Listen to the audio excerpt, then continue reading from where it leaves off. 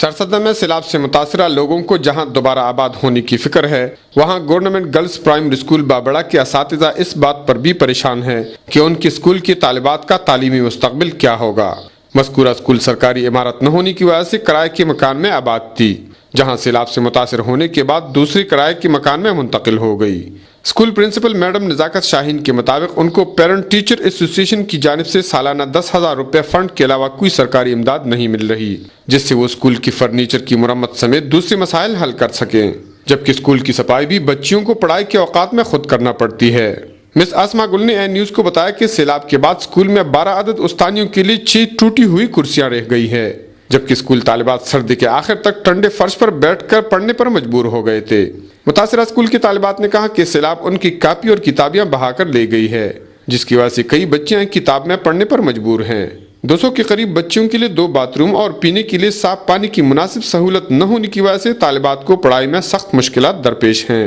متاثرہ اسکول کی بچیوں نے محکمہ تعلیم چارسدہ اور وزیر تعلیم صوبہ خیبر پختونخوا سے اپنی تعلیمی مستقبل کی خاطر مفت کتابیں، کاپیاں اور اسکول میں دیگر بنیادی سہولیات کی فراہمی کا مطالبہ کیا۔